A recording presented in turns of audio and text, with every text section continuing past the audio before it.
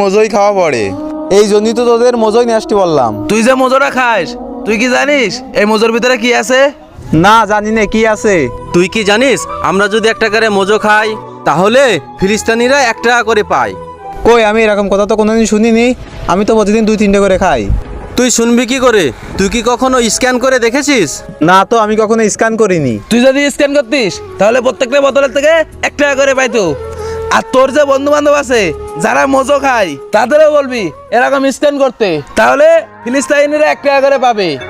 ওই 1 টাকা করে যাওয়াতে আমরা তো তাদের কতটা উপকার করতেছি এটা কিন্তু বুঝতে পারতেছিস না বন্ধু। বন্ধু, এবার থেকে আমি স্ক্যান করব। আর আমি আমার নিজের ভুল বুঝতে পারছি। আর তোরা যে উদ্যোগটা নিছিস খুব ভালো উদ্যোগ, এই উদ্যোগে আমি শরিক হব। যাক, আলহামদুলিল্লাহ, তোর ভুলটা যে বুঝতে পেরেছি এজন্য তোকে অসংখ্য ধন্যবাদ। আর তুই 2-1 দিনের ভিতরে যা পারিস তুই টাকাটা দিয়ে দিস। ঠিক আছে বন্ধু। ঠিক আছে,